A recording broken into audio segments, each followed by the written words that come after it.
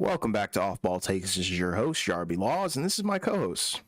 For Wells. We appreciate all the support on our recent content as per usual. We are here with you guys today live to discuss one of the teams that's headed to the finals, and that's the Boston Celtics. We just wrapped up this series. It was a sweep of Boston, Indiana. It was a series, all right.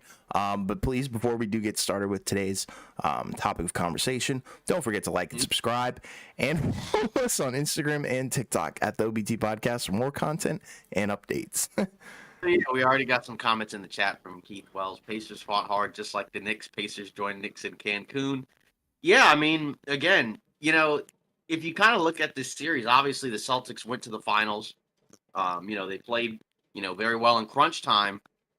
And you give them all the credit in the world. But, I guess, from a Pacers perspective, it's just kind of unfortunate that you were in all these situations, right? Because, every game was down, aside from game two, was down to the wire, right? I mean, in games, I think, the stats said that the Celtics won games 1, 3, and 4 by a total margin of 11 points.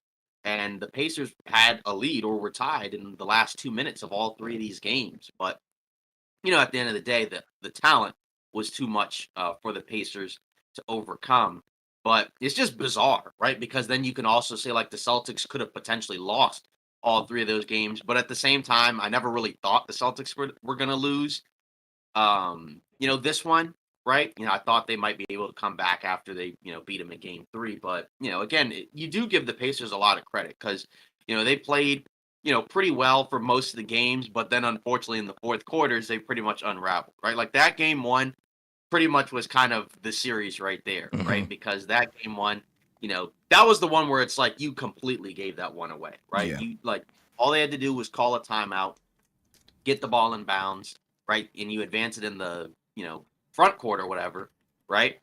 And then you can just get fouled and make your free throws and probably close out the game. But instead, throw the ball away. You give the Celtics an opportunity to shoot and score. It's a tough shot by Jaylen Brown, and then it's overtime, and then they lose, right? Game three, back and forth game. Then eventually the Celtics end up pulling it out, right? The Pacers had a chance to call another timeout, right? Because they had an opportunity to score after the Celtics missed, but they wanted to score in transition. And they tried to do that in this game too, right? Because the last minute or so was a mess, right? Even from both teams, right? Because like the Celtics had some bad possessions, the Pacers had some bad possessions, which again, I feel like you got to call the timeout lame series according to Zay Williams. I mean, aside from game two, they were all competitive. It's just from a Pacers perspective, it just feels like you left so much on the table where it's like, I'm not saying at all that the Pacers should be up 3-1 because I'm not saying that, but it's just, the way that they lost some of these games is just kind of rough where it's just like a bunch of turnovers, just some bad possessions defensively, right? Like, and again, game one is the one that I really point to where that's a blown opportunity with the timeout because you never know like how the other ones would have gone, right? Because say for game three, they're down by one, they could call a timeout and end up still missing, but it's just rough. But you do give them a lot of credit for being able to hang in there, especially considering that they played 2.5 games without Tyrese Halliburton, right? Andrew Nemhard basically tried to put on his best Halliburton impression, right? Where he had 24 and 10 in this game. He had 32 in the previous game.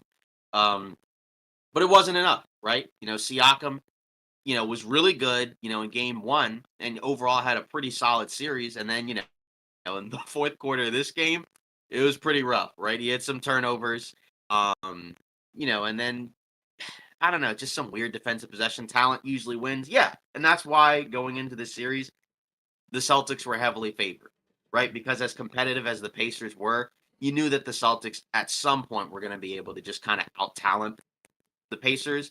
It's still kind of, I don't know, not great that all of these games were competitive despite their best player not being out there. But the Pacers on offense are really good. They've been, I think the Celtics were number one offensively this year. And then I think the Pacers were second, right? And those were two of the best, at least regular season offenses in the history of the NBA. So they were going to push the Celtics defensively in a way that not a whole lot of teams can, but they just don't have the talent, especially defensively, because they try on defense at times, but then there's other possessions where, they're getting out rebounded or, they're just giving up wide open layups, and the turnovers obviously are a problem too, and some of that's just because of how fast they play. But there were a lot of guys that played well over the course of this series. So I think if you're the Pacers, I guess they had some luck go their way as well, kind of like Boston, where they had the two previous series where the other teams were hurt. So you were kind of ahead on schedule.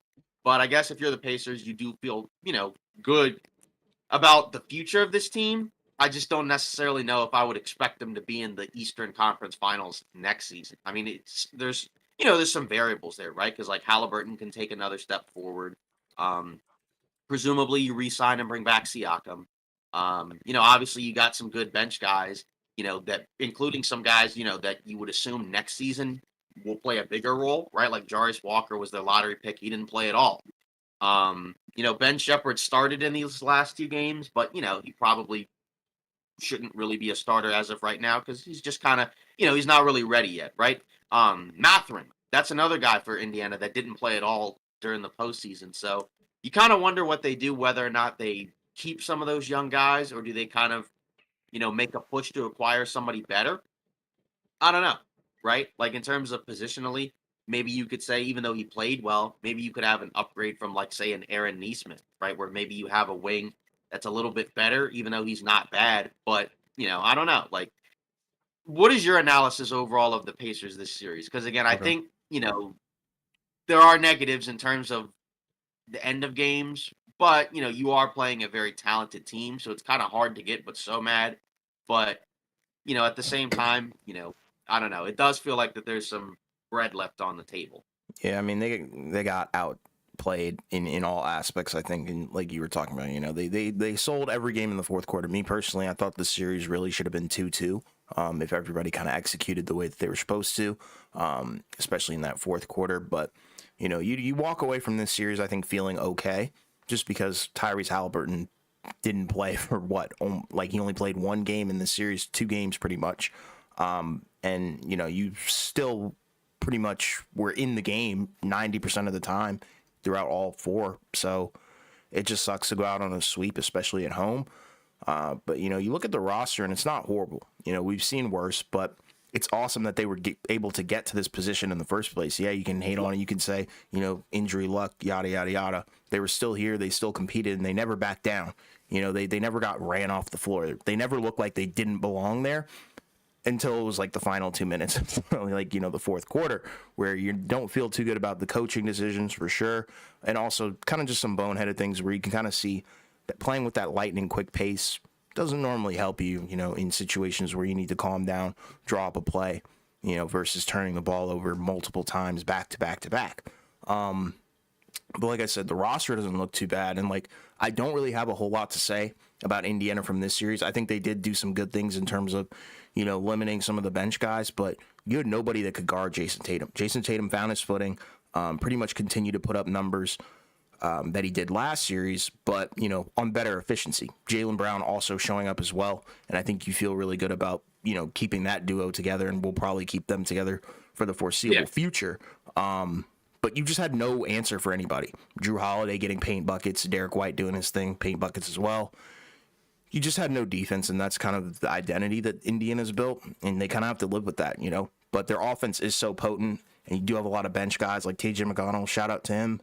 He played his heart out during the series, but at the end of the day, just not enough. Celtics can now enjoy 10-day vacation. Yeah, for sure. Yeah. That's really what it is, and this Yeah, was and that, expected. This is what we thought was going to happen. right. Because, again, the Celtics were the favorites in the Eastern Conference for a reason, right? They made some big moves and then they got some luck to go their way in the playoffs. But, unfortunately for a lot of teams, that win the title, that will happen. And sometimes it gets kind of just lost in history. But, if you're the Celtics, you put yourself in a, this is why you win all those regular season games. Zay Williams crap was boring. I don't know. I don't necessarily feel like the games were boring. But I Not at guess all. also, but I guess, if you want to compare it to the Western Conference Finals, where it does feel like it's two teams that are closer, I guess, in terms of how good they are, I guess you could say that. But, I understand from the perspective of, like, especially without Halliburton, it does feel weird. But, again, I don't know. Like, we thought the Celtics would win in 6. Obviously, we didn't expect a Halliburton injury. But, again, it's like some of these, 3 of these games were coin flips where it's like, either team could have won right at the end, and it happened to be Boston. Jaylen Brown, right? He ended up getting the series MVP, right? Obviously, he had a terrific series, right? Obviously, he had 29 in the clincher, right? And again, like both him and Brown needed to be the two best players on the floor in order to win the series, and they pretty much were the two best players on the floor, and that's typically what happens, and that's what should happen, right? Against this Indiana team that doesn't really have the personnel to slow them down. Um, and also those guys are just really good. So now, obviously, the test, I guess, if you want to call it that, the real test comes from for Boston, the finals, right? Because they'll be going against presumably a better team than Indiana, right? A team that has some more star power, Yeah. right? And it's kind of interesting, right? Because for Boston, there were stretches where Indiana was kind of tough for them to stop, right? But obviously in the fourth quarter, right? Like you said, that up and down pace, it was a lot easier for Boston to slow down because we know they're a very good defensive team. Obviously, Dallas hasn't gotten out of the Western Conference Finals yet, so we don't necessarily want to talk about the series too much. Zay Williams says Mavs in six.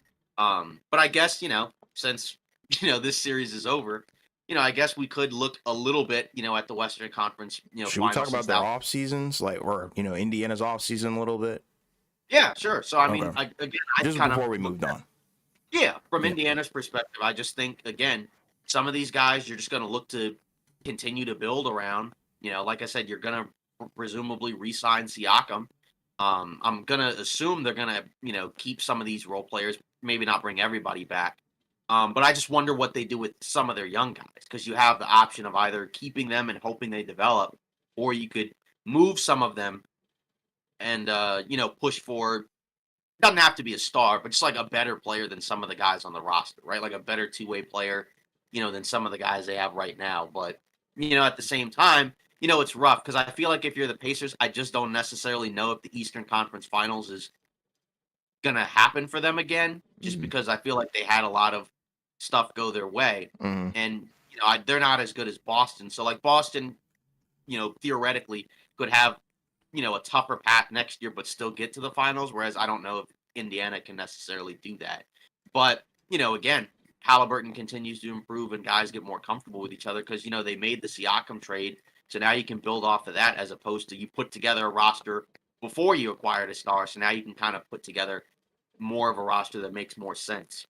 Yeah, 100%. Because the thing that I like is I think they have a couple of young guys like you were talking about who are on like very very good deals that are very team friendly, and they keep the cost down. Like you said Yeah, though, you're gonna have to deal with Siakam and giving him the extension. And I think their other notable free agents is like what Obi Toppin, I think. yeah, Then you yep, probably let Doug McDermott walk at this point. Jalen Smith, I think, is another yeah. one, but I think there's I think room. McConnell. I think McConnell. He's not expiring, but I think he's eligible for an extension. So Yeah. I'm curious, to see if Indiana gives it to him because So is obviously, Isaiah Jackson. yeah. And then Nemhart's got 2 more years, so you don't have to worry about signing him to anything right now. Yeah. Yeah. So So, they so they have an interesting way because they're not in a pickle. That's the thing that I like about their offseason. They have a lot of yeah, room to grow, but they're in by no means a rough spot. PG-13 to the Pacers. I don't think they're Reunion gonna. tour. Yeah, I don't. Do they have the cap space this offseason? I don't Um. re-sign Siakam. I don't think they're going to have, a whole lot of cap space. I guess you could say some type of sign and trade, but I think once they get into, that first or second April, like the first April, I don't think they're going to be able to do stuff like that. Yeah, I think the cap space, like if you wanted to get 2 stars, he would have to take like a significant pay cut, and that's not happening at this point in his career. So and it seems like they're probably going to use like all the exceptions and stuff like that, Right. versus shooting high for big name free agents. Like, and at this point, Right. who really wants to go to Indiana? We know that it's a great city in terms of the basketball and the history, but it's not. It doesn't have the draw. It's not a big market Yeah. And then team. the Definitely other, not a big market city. right. And then the other thing is, I think Halliburton's big extension kicks in, Hmm. you know, during the off season as well. So, that might be a little bit tougher to, again, to not that they can't bring him in, because again, it could maybe it's a sign and trade or something like that. I just, I know that people talked about the idea of it, but I feel like he's probably either staying with the Clippers or, or just goes to Philly. Yeah, I don't think he that's how I would stay. feel too. I don't see that in the cards. Yeah, but I guess kind of looking over at the Western Conference Finals, and obviously if it ends tomorrow, we'll do a live stream there as well. But yeah, just kind of wild, right? How we had both conference finals so far, neither team that has the lead has lost, right? In the sense of like, the Celtics won in a sweep and the Yeah, Mavs are up 3-0. And I think, most people thought that both series would be a little bit more competitive in terms of wins. Like say the individual games have been back and forth. But I think for the Mavs, right? Like even if you felt like the Mavs would win, you would have kind of assumed that, it wouldn't be 3-0. But then you have to factor in like Dallas's defense has been great since the trade deadline, and their defense has been, as good as Minnesota's, but their offense, especially late in games, has been way better. And they've been one of the best crunch time teams all year. And that was even before the trade deadline. It's just obviously now their defense is much better. Um, yeah, Keith Wells says Mavs backcourt versus Celtics wings. And that will be, kind of a big matchup, right? Because I think you kind of assume that Luka's probably the best player on the floor, but mm, the Celtics may have the better team. It just kind of comes down to, I think, say from Boston's perspective, right? If they move the ball around and generate good offense like they've been doing for most of the playoffs, right? They'll have more of an edge. But if Dallas's defense slows them down and it kind of turns into a Jason Tatum, Jalen Brown one-on-one show versus Luka and Kyrie, then they're going to lose because they're not. I don't think they're going to be able to one-on-one be able to match that. Even though, again, like those two guys are really good, but also like Indiana's defense is not the same as Dallas's. Indiana's defense is, I don't want to say a joke because I think it's been better in the postseason, but it's not. It's not Dallas's. yeah. Too many breakdowns, I think, Mhm. in terms of Indiana's defense and stuff like that. But in terms of Boston, like you talked about it, I think in the last episode was like the best version of Boston basketball is when you're moving the ball, you can attack downhill and create 3-point opportunities, and your defense leads to offense. So very similar, I think, recipe to success as Minnesota. I think you just have more weapons offensively and definitely some more consistent ones at that. Yeah, So they're kind of built for each other, yeah, which is the awesome part of this potential finals matchup. But you have to tip your hat to Boston to be able to get there and back there actually, which is the awesome thing as well. They looked like they belonged there from the jump pretty much. Everybody right. knew they were pretty much coming out of the East. It's just Hmm. how well do they really match up against the Mavs, because I think Kyrie and Luka are going to be a huge problem. But Jason Tatum and Jalen Brown should be a problem for the Mavs as well. They have to be more aggressive, I think, be more assertive and execute better than they have during their entire postseason run thus far. Jason Tatum found his footing, but if you want me to be honest, not underwhelmed, but I'm not, overjoyed and like super impressed with what Boston has been able to do thus far. For Tatum, it's really the three Yes. where 3-point shot just hasn't fallen from Mm-hmm. most of the postseason. And I think, we know, and even the broadcast talked about it, right? He's really, even though he kind of has the look of, a guy that takes a lot of tough shots off the dribble, kind of like what Luca does, he's actually much better, when he can get downhill and kind of attack. Like, I mean, and he's a better finisher than he used to be. But, when he's kind of settling for these long contested fadeaway jumpers, that's kind of the worst version of him, at least offensively, right? He does a lot of other really good things like rebounding and passing, obviously defense, but the shot making from three, I think is gonna, it's gonna be interesting, right? Because again, like let's see, WTW on Porzingis. What's the word on Porzingis, I think? Okay, so for Porzingis, I mean, Woj initially said that he was supposed to be back for Game 4 of this series, but once it turned into a 3-0 series, I think they were just kind of okay with resting him. So nobody said anything yet. So my guess is that he'll probably be ready to go if for Game 1. I mean, they haven't said anything. It's just because they have so much time off, that gives them so much more time to rest. They need that guy back. Yeah, they do. I think it's a lot more tough to win without him against the Mavs, only because it's just again you're going to be asking, you're going to have some of the same issues that we saw against Indiana. It's just it's not Andrew Nemhard, it's Luka and Kyrie, right? Where let's say if it's Horford that has to kind of guard those guys in space in the pick and roll on a switch, that might be difficult, Right. right? And then Dallas has more bigs, that are better, right? They have more, I guess, athleticism than Indiana in certain spots. So, you know, it may not be as easy for Boston to get all those offensive rebounds and second chance opportunities. And the offense will be better when Porzingis is out there because then he's kind of the next guy. Execution, rebounding, 3-point shooting determines championship. I mean, for Boston, when they hit the three, it's a different team. I mean, They're they had elite. a couple of yeah, exactly. I mean, they've had some games where they haven't shot the three well. I mean, even in these last couple of games, right, the 3-point shot was kind of up and down, where there were stretches where it would go in and then others it wouldn't. But really, it's the defense, right? When they defend, that's kind of the main thing, right? Like, say, in the last two games against Indiana, right, especially game three, I don't think it was a shocker that their defense in game three in the first half was pretty bad. And that's why they were down big in that first half because they were getting beat off the dribble. Right. They weren't really competing for boards. They were, giving up a lot of open shots. It was bad, right? And then they tapered down in the second half again. Like, as a Laker fan, I'm not a Boston fan. I hope they lose to Dallas, but, you got to give them a lot of credit for, Yeah. uh, what they've been able to do, right? They positioned themselves, to win a title. They're going to have home court. It doesn't seem like it's mattered for Dallas where they've been able to win on the road, right? But the Celtics have also been able to win on the road. They haven't lost a road game at all. So they've been worse at home than on the road. I mean, not that their home record is bad. They've lost what, 2 home games? So, compared to losing 0 on the road. But Yeah. you know, assuming that, and again, it's going to happen, but, assuming that Dallas gets out, within the next couple of games, it's going to be, I think an intriguing series just because of the fact that, a lot of people have kind of been talking about Boston in terms of they've been kind of fortunate, I guess, that they haven't really had to be challenged a whole lot by the teams they're playing.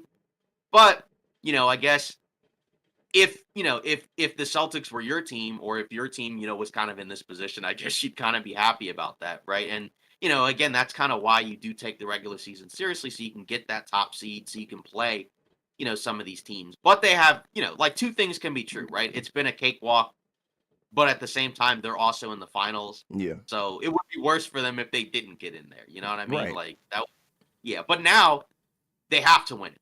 You know what I mean? Like you can't all of a sudden have that easy path, but then come up short in the finals. You have to win, the title. You know Yeah. what I mean? So all eyes are going to be on them in terms of what it looks like once they play the match, right? Because Yeah. I think there is a world where like they just play really well and they end up winning, assuming they have a decent Porzingis to go.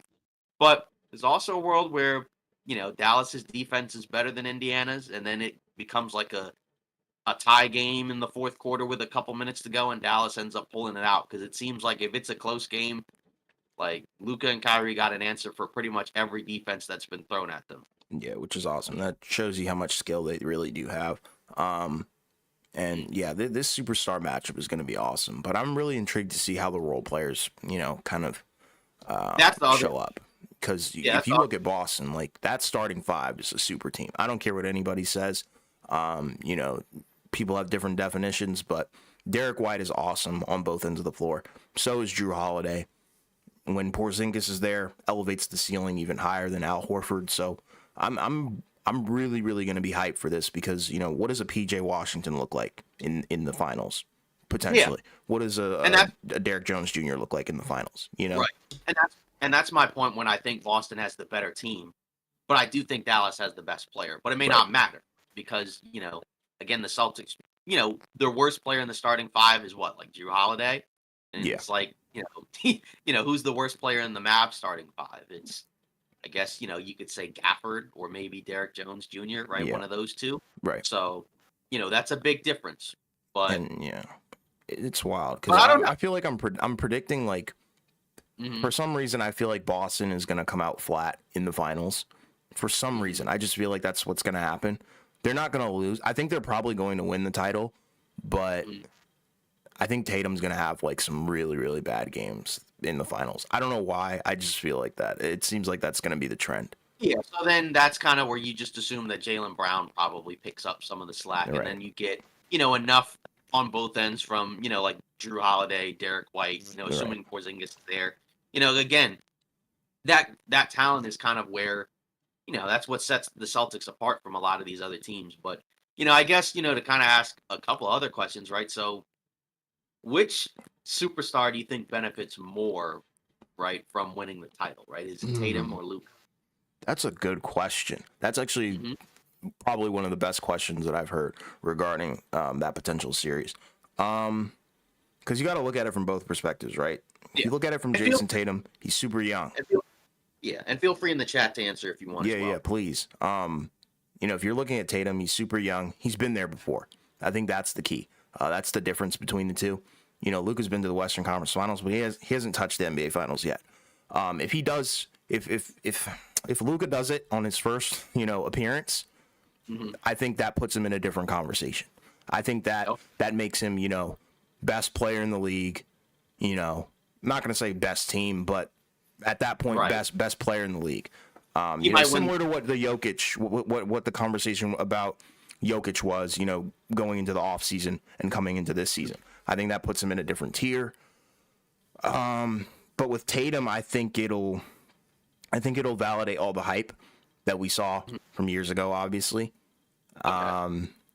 But it also kind of brings up more questions on their performances because I feel like if Tatum doesn't also probably win Finals MVP, there's going to be a lot of valid questions on his talent level and his ability to show up as well.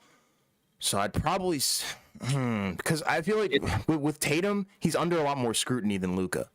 I think Just so. because he's on the Celtics, number one, and That's why. he found so much success when he was, what did they say, 19. Yeah, that's why I think it would probably. I think for Tatum, I think the difference is that I think if the Celtics win the title and it's mainly because of Tatum, I think it more so validates, because I think he's kind of, a very polarizing Yeah. type of top 10 Yes. guy where there's a Yep. lot of people that feel like this guy is kind of like in the bottom half of the top 10. And then there Right. are others that feel like he's in the, upper half. But if he wins the title, right, then it's like he's undisputed, top 5 player, right? I don't think people are going to call him the best player in the NBA, Right. but I think like you said, he won't face as much criticism as he probably has in the past. But I feel like if it's Luka that wins the title, especially because I think the Celtics are perceived to be the better team, I think it probably elevates, like you said, him into this discussion of, okay, maybe he might be the best player in the NBA. Some people may still say it's Jokic, but let's see, brother is trash. I think he's got to be talking about Tatum. I'm assuming he's talking about Tatum. Brown or Kyrie could win final. I don't think Kyrie's going to win it. I think whichever team wins it, I think it's going to be. I think for the Celtics, I think it could be either Tatum or Brown. I think if Dallas wins it, I think there's no way Dallas wins the title if Luka's not Finals MVP. I just Exactly. think there's no way. I just think there's no way that Dallas wins against the Celtics if Luka's not the best player on the floor. He If has he's to not, be. He has to take yeah, care of take advantage of every mismatch, everything. He has to be on his A yeah, game. and that's because I don't think Dallas has as much talent. So I think if the Mavs were to win, it would be a scenario where it's like, yeah, this guy was the best player on the floor. Like Yeah. I don't. Oh, okay. He's talking about Tatum. I Yeah, I assumed he was figured. talking about. Yeah, and that's my point. I think he's a more polarizing superstar than Luca. Because He's I didn't like you awesome said. though. I think some of it's the success factor, and I guess some people maybe say like, okay, he's got another co-star that in some of these series has been as good as him, if not better. I think that's what That some was the people have problem said. last year. Like there were times where you didn't know who was the best player. Yeah, and like even in this series, it was Brown, but it doesn't really matter at the end of the day. You got to win. You know what I mean? So there's no I think if the Celtics win, I think Tatum and Brown at least have to be one of them has to be one, and the other probably has to be 3. Yeah. Like I don't I think, don't know. yeah, Yeah. yeah. Like there's no scenario where the Celtics win and Tatum or Brown is 3-4. You know what I mean? Like that. Yeah, no shot. No shot. That's probably a sweep if you want me to be honest. Yeah, and that's how we have the sweep, potential sweep for Minnesota, right? Where it's like Luka and Kyrie have been by far better than Edwards and Towns, right? And Exactly. that's kind of, that's the series right there in a nutshell. And that series kind of like Indiana Boston, right, was kind of back and forth and close as well. And they're you can kind of talk about X's and O's and other reasons, but the simple answer at the end of the day is Edwards and Towns stunk, in these 3 games, Yeah, yeah, right? they've been really bad. And Yeah, it's funny, I saw that graphic. That it's graphic I awful. sent you was hilarious, where they called Right. Towns bad kitty. Like Yeah, that's crazy, but yeah, and it's they've like, been bad. They've been very yeah, very bad. yeah, and it's like you kind of expect, and like I don't know, like Towns was good against the Nuggets, but you kind of expect at some point, like he's gonna kind of go back to being, more of a frustrating player. But I think the Edwards part is a little bit more disappointing. But then that's also like kind of the factor where it's like this happened to Tatum too, right? Where it's like, he had some series where he looked kind of rough, Right. right? But now they're even in the finals, right? His first trip in the finals, he wasn't that great. I think that's kind of where some of the criticism kind of came up even more with Tatum, right? But like at the end of the day, you were going against Steph, right? Who was obviously a much more seasoned player. Yeah. But now, right now, Tatum has more experience in these big moments. So in theory, he should be better than he was last time. And he also has a better team. Like that's the other difference as well. Like he's a better player now than he was before. And the Celtics also just have a better roster, right? Yeah. Like, it's not Marcus Smart and Robert Williams. It's, Derek White, Drew Holiday, and then, assuming he comes back for Porzingis. And, again, you got some funny storylines, right? Because you have Kyrie used to play for Boston, Yeah. right? Left the team, obviously, because they didn't get it done. Hmm. Um, then you have Porzingis. He used to play for Dallas, right? And he and Luca didn't necessarily get along. So obviously, both teams have guys that probably would like to kind of get some revenge on the other team. Yeah. Um, but yeah, that's kind of the funny part. But again, going into the playoffs, didn't necessarily expect Dallas to be 1 win away from the finals, but you give them a lot of credit as well because they've, those trades that they made really upped what they could do defensively, right? And then obviously you give Kyrie a lot of credit for being able to turn his situation around, right? Because, for a while it didn't seem like anybody wanted him. When he was up for, trades or whatever.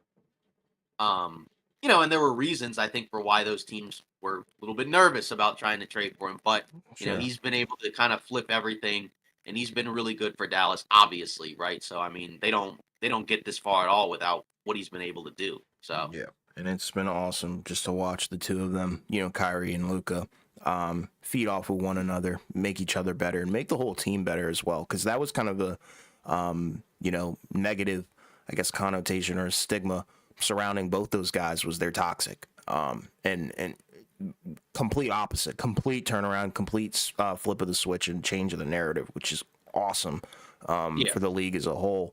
But yeah, this is going to be a fire finals matchup. The more and more I'm thinking about it, I'm like, let's go. Let's get this done. and again, to be fair, going back to the end, I don't want to make it seem like I was saying like, oh, they should be crying and disappointed. Like, obviously, it sucks to lose, but it's like it's not like it's the end of the world. But it does Yeah, feel like kind of a lost opportunity. But also, you weren't expected to win, so getting the experience is the most important part, right? exactly. Because again, there was a time where Boston was in this situation as well, years back, and now they're on their way, to the finals. But Bro, and Indy is young. They got time. Hoping that Halliburton returns to form. You've got a dangerous team potentially, especially if you can continue to build around Halliburton.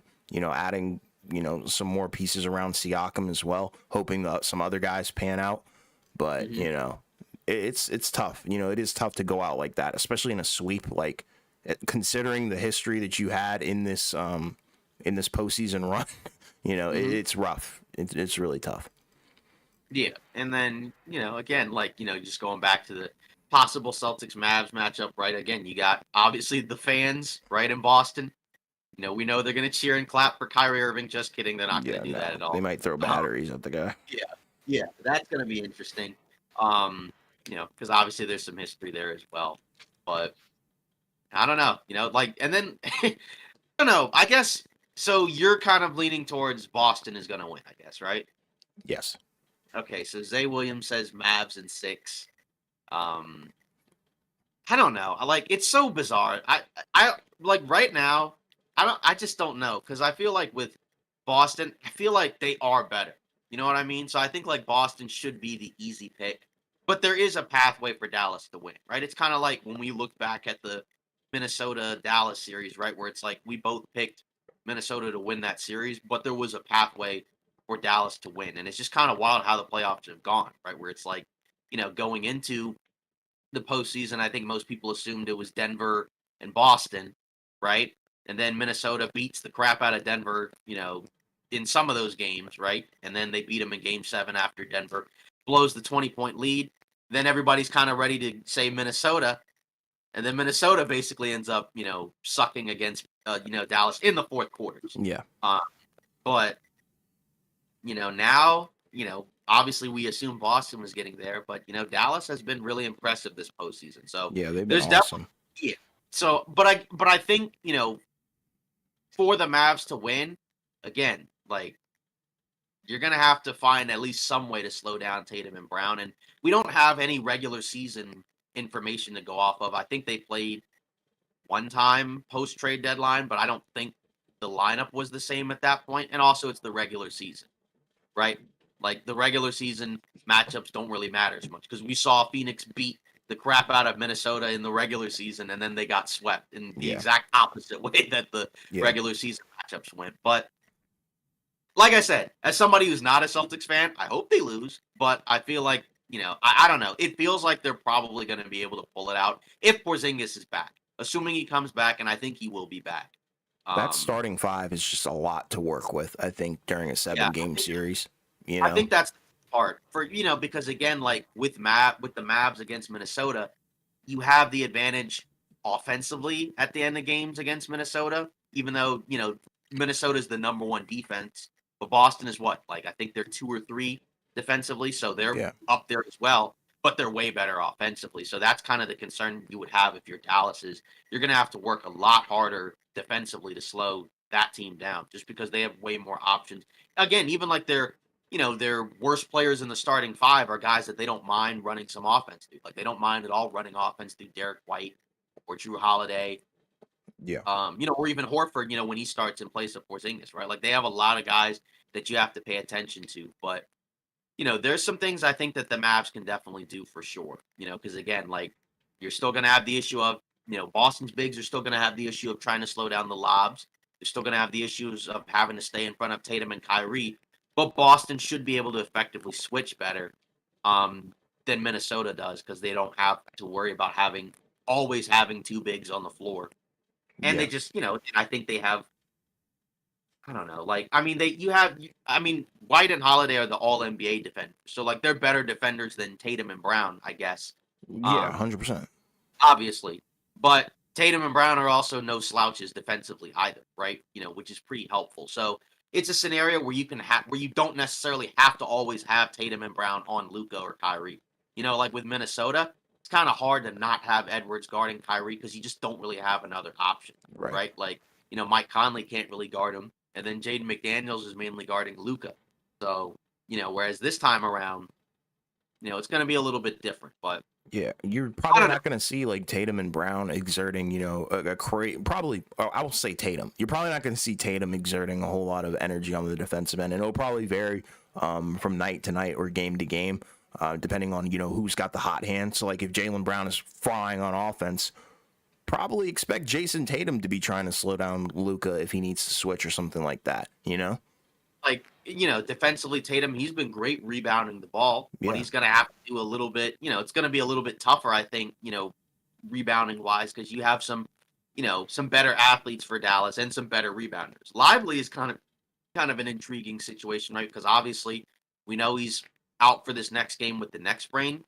When I saw it, I thought it was a concussion, honestly. Yeah. Obviously you never know for sure, but presumably if you're Dallas, this is, you would like to probably end, the series, in game 4 so that way you can get some time off and just, allow Lively to come back. Right. But I mean, I don't think they're going to play him again anyways, but he's another guy that I think is going to be key for Dallas anyways, just because of the fact that he's the guy that comes off the bench, right? He's the guy that plus minus wise has been better than Gafford. He's the guy that can play make off the, short roll, right? He can set the screen and then make the secondary pass in a way that Gafford doesn't, right? Because you watch Gafford on the Wizards as a Wizards fan. So, but I don't know. Like, I'm just kind of 50-50, right? Where it's like, I probably would lean slightly towards the Celtics, but it wouldn't surprise me or shock me if Dallas won because I feel like there is a realistic pathway for them to be able to do it. But I think Tatum will be better this time around than he was the first time in the finals. I don't think he's gonna be as bad as he was that time. Like Yeah, I think he'll be way better because I just think he's got more experience and he's a lot more comfortable in those situations now. And all, but again, don't force it. You know what I mean? Because it's just like because that's if they force these one-on-one offensive situations against Dallas, that's where they're going to lose. yeah, They have to play their way, right? They yeah, have to play their way. And they have to get stops and they have to get out and run, right? Because Dallas can score in transition, but offensively, right? They're more like a half court style team, right? Like, where Luca and Kyrie, can run out the clock and get it and still create good shots, right? But like you kind of saw, when Indiana would play fast, I mean, if the shot wasn't falling, Boston easily gets out and runs. Or like you said, Indiana's, style of play may not always be the right decision every time, and then it forces a turnover, and then Boston scores a lot. So Dallas doesn't turn the ball over that much. I mean, they've been turning over the ball in some of these games, but you know, not as much as Indiana, I guess, to be fair. But obviously, again, Dallas isn't done yet, but we pretty much know that Dallas is going to finish off Minnesota in this series. Maybe they don't win game 4, right? But, they're not losing 4 straight. yeah. So, 3-0 is different than 2-0. I think we learned our lesson with that. yeah. And have we covered all the bases? Do you think in terms of this series and a little bit of a preview? We'll probably get a better preview tomorrow or whenever. The Mavs do take care of business. Just kind of looking around at Boston, I just, you kind of hope that once Porzingis comes back, then the bench production may be a little bit better. Yeah, agreed. Right, where it's like, then Horford's moved to the second unit, right? And then you have, Hauser, maybe, because again, like, they talked about like, his defensive effort is there. Is just his 3-point shot isn't falling. And it's not like he's, forcing up these horrible shots. Like they're just Wide not open. going. Yeah. Yeah, wide open. So I think that's kind of something you would look at. O'Shea Brissett. I mean, did he do any? I mean, because I've seen some Celtics fans kind of like go back and forth on whether or not he should play. I mean, I think he should DNP every game, and that's from an outside perspective. So, but either way, yeah, like you give props to Boston for this is why you went all in, right? Now you're in the finals with a pretty favorable chance of winning it all, right? And the goal is to get number 18, and only 4 more to go from the Celtics perspective, right? I mean, Right. you're right there. You got one more round to go, pretty much. Yeah, and they should have been there last year. So I think this is completely expected. Yeah. And everybody who watched the East, they knew it was going down. Yeah, I mean, yeah. What's up? exactly. No, I'm just saying, like, yeah, you're right. Like, we knew Boston was gonna come out of the East. I think you were kind of hoping for more of a challenge, but it didn't happen at all. And things kind of went awry. What if Embiid didn't get hurt? Would we be looking at Philadelphia potentially? Probably not. Who knows? Yeah, but, it all comes down to like. I mean, I feel like Boston still beats these teams at full strength. I just think it's not necessarily like 5-game, or sweep series. You know what I mean? I think Yeah, sure. at least, I think it's worst case scenario, like way more competitive, where it's like maybe one of these. Like, I mean, Cleveland, still probably like a 5-game series, but like I think one of these would have gone 6. Yeah. I think if any of these teams were at full strength, but I still think Boston wins. You know what I mean? Yeah, agreed. Well, I think if we've covered all the bases, thank you guys for all tuning into this stream. And we will have another one, like I said, when Dallas potentially takes care of business, or Minnesota. Who knows? But at the end of the day, once again, thank you guys for showing up, showing all the support. We do have a new video out today, so please go and run that up. Our short is out as well. TikTok.